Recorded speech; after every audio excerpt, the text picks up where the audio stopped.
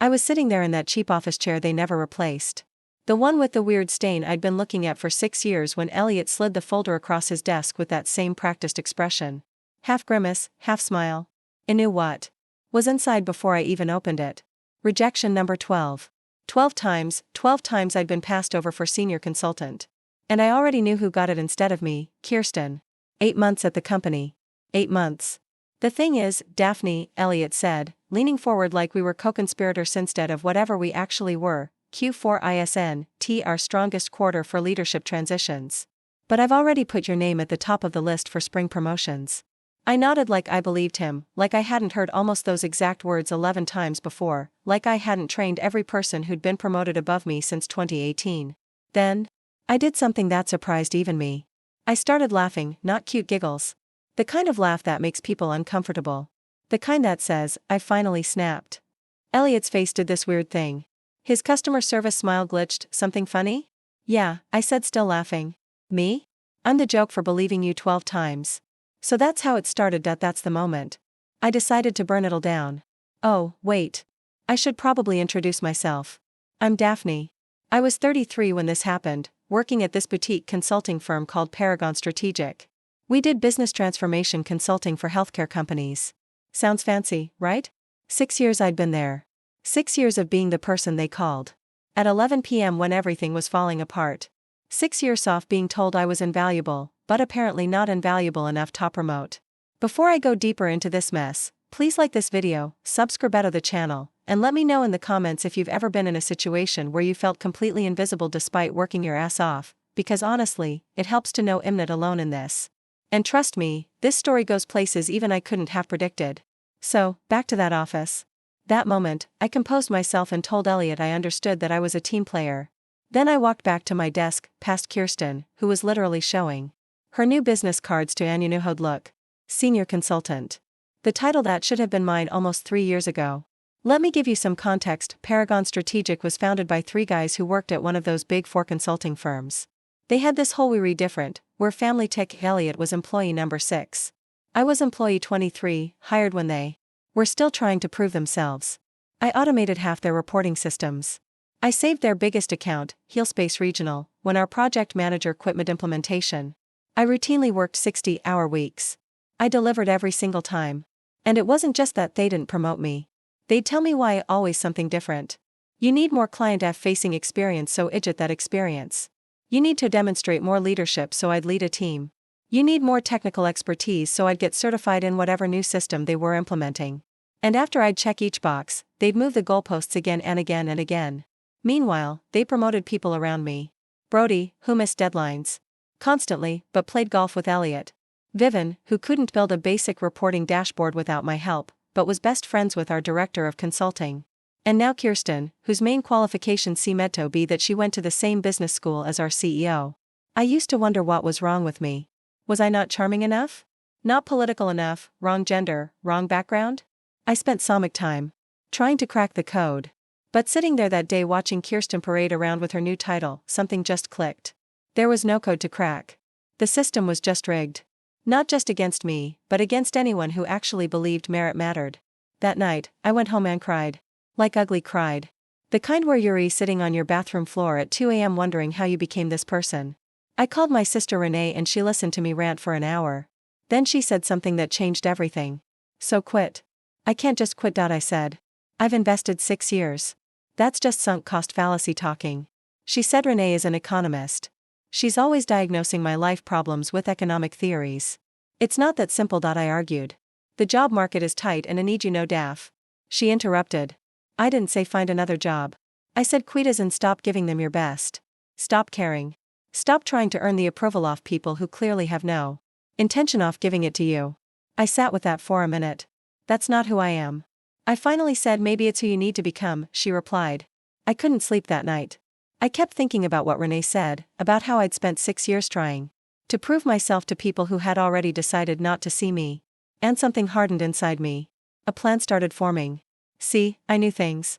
I knew how everything at Paragon actually worked, not how they claimed it worked in their fancy pitch decks. I knew which clients were on the edge of leaving. I knew which projects were behind schedule. I knew where all the bodies were buried, metaphorically speaking, and most importantly, I knew that despite being denied a promotion 12 times, I was the glue holding at least 5 major client relationships together. The next morning, I went to work like normal. I smiled at Elliot in the hallway. I congratulated Kirsten. I answered frantic emails from project teams. But something had changed. For the first time in 6 years, I wasn't trying to impress anyone. Instead, I started documenting everything. Every process I'd created, every workaround I'd invented, every client relationship I'd salvaged. I organized it all into Approvate digital notebook. Not company property, my property. Then I created what I called my indispensability map. It was a detailed analysis of exactly how much the company depended on me, where the critical dependencies were, and this is important, which clients had relationships with me specifically rather than with Paragon as a whole. You might be thinking, this sounds calculated, cold even. And you know what? You're right. But 12 rejections will do that to a person. 12 times being told you're not quite good enough when you know damn well you are, it changes you. I gave myself 6 months. 6 months to execute what I started calling my quiet exit. Not quiet quitting. That's when you do the bare minimum. No, I kept working just as hard. But my goal had changed.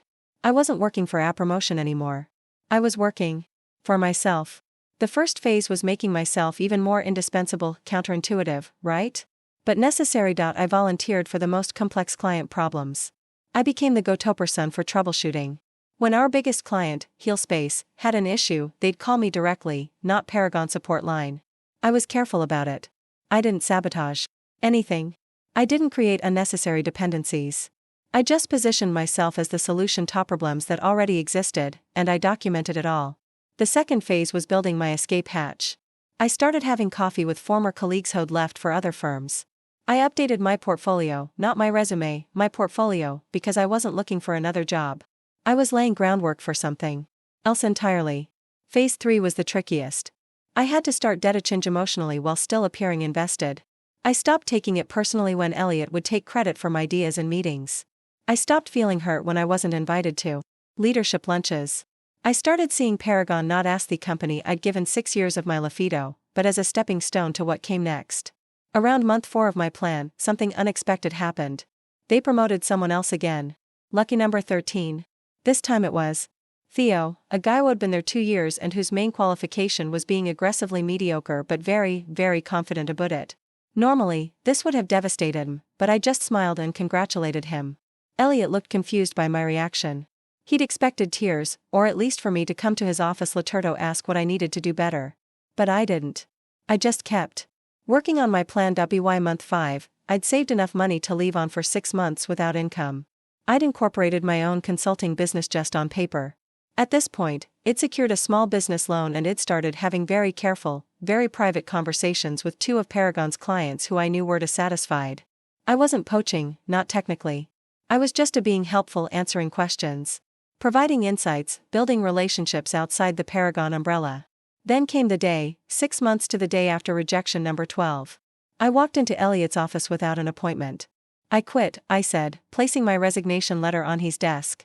His face went through about 5 different expressions in 3 seconds: shock, disbelief, anger, fear, and finally the one I was waiting for, panic. You can't quit, he said. We're in the middle of the HealSpace implementation. You're leading the Meridian Health project. We need you. I just smiled. 2 weeks notice. It's all in the letter. Is this about the promotion? Because we can talk about that. Q3 is coming up and I've been advocating for you. I cut him off. No, Elliot. This isn't a negotiation. I'm leaving. And now we're at the part where it gets really interesting. The part where my 6 months of careful planning starts to pay off. The part where they finally realize exactly what they're about to lose. But before I get into that, I need to take a quick breath because even now, 2 years later, telling this story makes my heart race. Makes me remember how terrified I was. How close I came to backing down, how many times I almost convinced myself to stay in that comfortable misery rather than risk everything on myself. So, do you want to hear what happened next? How they reacted when they realized what I'd done. How my revenge wasn't just sweet, it was sustainable, because trust me, watching them beg was just the beginning. The 2 weeks after I quit were absolute chaos. I've never seen a workplace implode so spectacularly, and I had front row seats to the whole thing. First, Elliot Trieto convinced the partners that they could easily replace me. Called an emergency leadership meeting, which ironically he wasn't invited to, where he apparently said Daphne's contributions had been valuable, but we have strong systems in place. That's when they started discovering just how wrong he was. See, I hadn't realized how much of Paragon's infrastructure I'd quietly built over the years. All those late nights fixing things nobody else wanted to deal with, all those workarounds I'd created because the official processes were garbage. It was like I'd been holding the company together with duct tape and determination for 6 years. By day 3 off my notice period, the panic had set in. Suddenly, Elliot wanted me to document everything I did. He scheduled daily knowledge transfer meetings. He even asked if I could create training materials for my replacement, who by the way didn't exist yet. Sure, I said, smiling sweetly. My hourly consultation rate is $2.75. His face when I said that priceless, like I'd suggested he give May his firstborn child. You work here, he sputtered. For 11 more days, I corrected him. He complained to the partners, of course, but they were already in panic mode because Healspace, our biggest client, had gotten wind that I was leaving. Their CIO, Lorraine, had called Paragon CEO directly. I only know this because the CEO's assistant, Ren, told me over lunch. She said, and a quote, "If Daphne's not on our account, we need to revisit our contract." Ren whispered across the table. I've never seen Vernon sweat like that. By the end of the first week, they made their first offer. Elliot called me into his office where he sat with Vernon, the CEO. "We've been discussing your value to the company," Vernon said, like this was a revelation. And not something I'd been trying to tell them for 6 years. "We'd like to offer you the senior consultant position effective immediately with a 15% raise." I almost laughed. The promotion I'd been begging for suddenly available now that I was walking out the door. "I appreciate the offer," I said, "but I've already made other arrangements." They looked shocked, like the idea that I might have options beyond Paragon had never occurred to him. "What would it take?" Vernon asked. "We can go to 20% on the raise." "It's not about money," I said, which was both true and not true. Of course, it was partly about money. I'd been underpaid for years, but it was more about respect, about recognition, about not spending another day in a place that had shown me 12 separate times that they didn't value me. By the beginning of the second week, things got desperate. Systems were breaking that only I knew how to fix, clients were calling, asking specifically for me. The Meridian Health project was behind schedule, and nobody could figure out the custom reporting dashboard I'd built. That's when they made their second offer. Senior manager skipping a level entirely with a 30% raise and a seat on the leadership team. I declined again. "You're being unreasonable," Elliot said, his fake smile completely gone now. "We're trying to make this right." 6 years, Elliot, I replied. "You had 6 years to make it right." By day 10, Vernon himself came to my desk. He looked like he hadn't slept in days. "Name your price," he said quietly. "Whatever you want. Director level. Choose your projects. Work from home. Just stay." For a split second, I wavered. Director level would have been beyond anything I'd ever dreamed of at Paragon. The money would be life-changing. The power to choose me on projects was tempting. But then I remembered 12 rejections. 12 times being told I wasn't quite good enough. 12 times watching someone less qualified walk away with the promotion I deserved. "I'm sorry," I said, "but my mind is made up." On my last day, I did something that surprised even me. I was professional. He handed over everything they'd asked for, all the documentation, all the contact information, all the project status updates. I didn't burn bridges. I didn't sabotage anything. I just left. As I was walking out carrying my sad little box of desk plants and coffee mugs, Elliot stopped me in the lobby. "You're making a mistake," he said. "You won't last 6 months on your own." I just smiled. "Watch me." Here's where the story shifts, because my revenge wasn't quitting dramatically or making them panic, though. That was satisfying. My revenge was what came next. Remember those 2 dissatisfied clients I mentioned? Theons I'd been having careful conversations with the day after I left Paragon. I had official meetings with both of them. Not as a Paragon employee, but as the founder and CEO of my own consulting firm, Clarity Partners. 1 week later, Healspace Can led their contract with Paragon and signed with them, not just the implementation I'd been working on, their entire portfolio of projects. When Vernon found out, he called me apoplectic. "This is a breach of your non-compete," he shouted. "Actually, it's not," I said calmly. "I never signed a non-compete. Check your records." He went silent because he knew I was right. In all the paperwork. Over 6 years, they'd somehow never gotten around to having me sign a non-compete agreement, an oversight that was now costing them millions. 3 weeks after that, Meridian Health followed. Their COO told me later that when they called Paragon to cancel, Vernon offered to slash their rates by 40%. They declined. By month 3, he had 5 clients, 3 from Paragon, and 2 new ones through referrals. I was making triple what I'd made at Paragon. I hired my first employee, Tanya, a brilliant analyst who'd been overlooked at her previous firm. The best part, I didn't have to work 60-hour weeks anymore. I set boundaries. I charged what I was worth. I built systems that worked from the start instead of patching broken ones. At month 5, something unexpected happened. Kirsten, remember her, promotion number 12? Reached out to me in LinkedIn. She wanted to meet for coffee. I'm miserable, she confessed, stirring her latte nervously. Everything's falling apart there. Nobody knows what they're doing. The HealSpace account is a disaster. Elliot blames everyone but himself. I nodded sympathetically. None of this surprised him. They talk about you like you're the bogeyman, she continued. Vernon actually banned anyone from saying your name in meetings, but they also can't stop talking about how things worked when you were there. I couldn't help but feel a little smug, but also sad. Sad for the people still trapped there.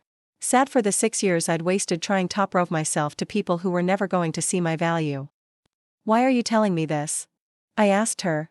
She took a deep breath. I want to work for you. I nearly choked on my coffee. Excuse me. I know it's weird, she said. And you understand if you say no, but you built something amazing in just a few months. You're doing the work you want to do with clients who respect you. That's what I want. I studied her face, looking for signs of deception. Was this some kind of corporate espionage? A trick to get me to reveal my client list? But Allie saw was exhaustion and something I recognized intimately. The desperate need to be valued for your work. Send me your resume, I said finally. And we'll talk. 6 months to the day after I left Paragon, I got a call from a number I didn't recognize. When I answered, a familiar voice came through. Daphne, it's Vernon. My heart skipped a beat. Hello, Vernon. What can I do for you? Wayne to talk, he said, his voice strained. Things here are. We're struggling. The quarterly numbers are the worst they've been in 5 years. We've lost 7 more clients since you left. I waited, saying nothing. We want you back, he finally said. We'll match whatever you're making now. Double Idavan. Director level, equity stake, whatever you want. I closed my eyes, taking in the moment. This right here was what I'd wanted to hear for so long. Validation, recognition, the admission that I had been right all along, but it came too late. I appreciate the offer, I said, echoing the words I'd used when rejecting their previous attempts to keep me. But I'm not interested. We're desperate, he admitted, his voice cracking. Please, just come in for a meeting. Name your terms. That's when I realized something important. My revenge fantasy had always ended with them begging me to come back and me triumphantly accepting on my terms. But now that it was actually happening, I discovered I didn't want to go back. Not for any amount of money, not for any title, because I'd built something better, something that was mine. I'm sorry, Vernon, I said, and he was surprised to find I actually meant it. But I've moved on, and you should too. After I hung up, I sat at my desk, my real desk, in my real office, with my company name on the door, and I cried, not sad tears, not angry ones. Relief, release, the final letting go of 6 years off feeling not quite good enough. Today, Clarity Partners has 17 employees. We've doubled our revenue each year for the past 2 years. We're selective about our clients, our projects, and most importantly, how we treat our people. Kirsten is now my director of client services. Turns out, when she's not trapped in a toxic workplace, she's actually brilliant. Tanya runs our analytics division. We even hired Ren, Vernon's former assistant, as our operations manager. Paragon, they're still in business, but they've downsized dramatically. Elliot was let go last year. Vernon reached out again 6 months ago, this time proposing a merger. I declined politely. The revenge wasn't in watching them struggle. It wasn't even in building something successful of my own. The real revenge was discovering that I never needed their validation in the first place. That I could value myself even when they didn't. The 12 rejections, they were actually 12 redirections pushing me toward where I was supposed to be all along. So, if you're sitting there right now feeling overlooked or undervalued or stuck in a place that doesn't recognize what you bring to the table, please hear me. You didn't have to set yourself on fire to keep other people warm. You don't have to keep auditioning for people who have already decided not to cast you. Sometimes the best revenge isn't about getting even. It's about getting free. And look, I know this story might seem too perfect, too neat, but I promise you it's real. I have the battle scars and the tax returns to prove it. If you connected with any part of this story, please hit that like button and subscribe to the channel. Drop a comment below if you've ever had to walk away from something to find your true worth. I read every comment and your stories help me feel less alone in mine. Thanks for listening to me ramble for so long. Sometimes I still can't believe how different my life is now compared to here I was 2 years ago. Just remember, your value doesn't decrease based on someone's inability to see your worth, and sometimes the most powerful thing you can do is walk away. See you in the next video.